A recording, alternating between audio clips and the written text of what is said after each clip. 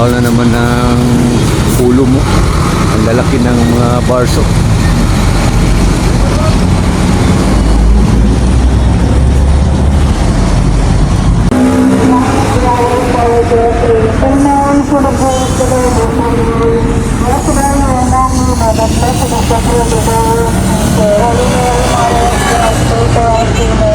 Yan na po mga ka-viewers ko. Yan, sira na po yung Caltex dito. Yan na po. Ayan na po, may gawa na ng kurinti dito. May poste na, nilagay na nila. Ayan na po mga ka-viewers ko. Unti-unti na nilang gisira yung Caltex. Kasi tatamaan ito ng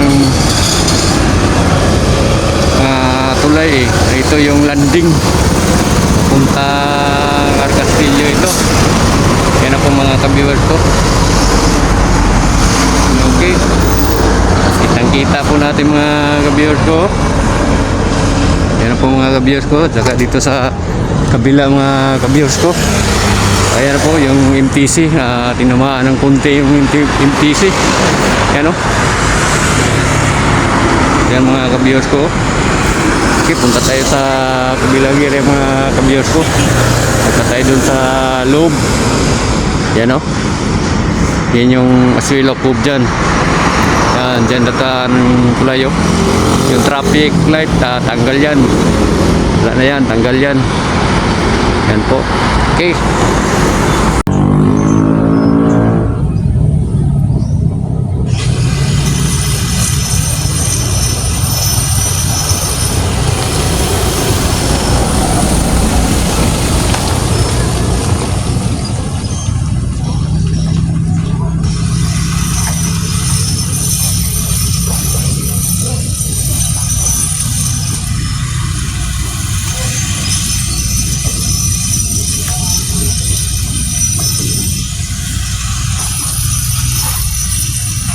Yan na po mga ka-viewers ko.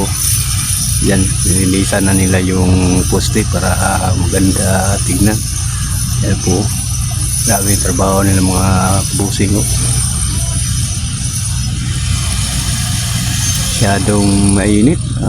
Dapat ng araw pero sipag talaga ng trabanting ito.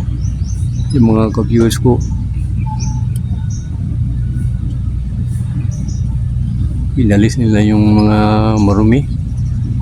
Siguro para pa preparation ito para sa pintura siguro ito.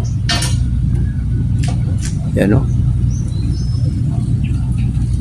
Saka yung mga butas pala na maliliit. Yan, tinapala nila para smooth din na ba? Ganda.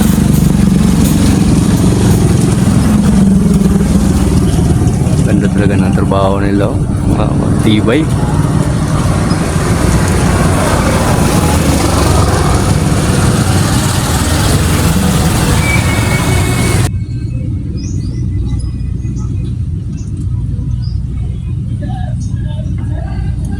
Okay, bago ang lahat mga ka-viewers, paki-subscribe na lang po at saka isalin nyo na rin yung notification bell para updated kayo sa lahat ng videos kong gagawin. Yan po mga ka-viewers ko, tibay ng trabaho ng mga Chinese at saka yung mga Filipino workers natin masipag din.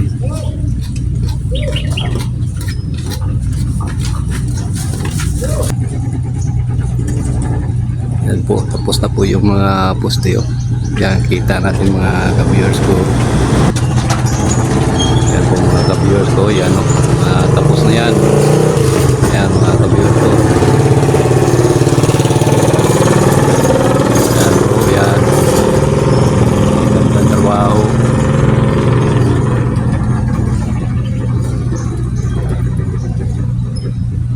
Yan po mga ka-viewers ko. Medyo mainit yung trabaho nila. Yan po.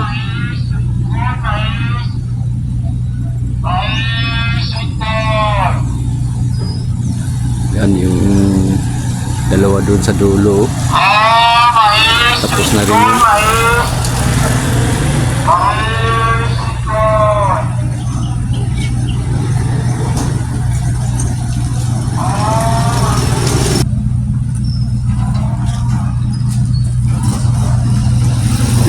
makita natin mga ka-viewers.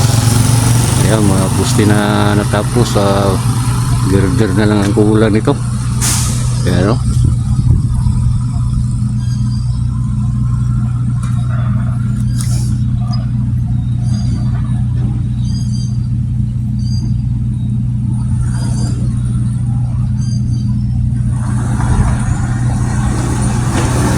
Ayan po mga ka-viewers. Ibay ng trabaho.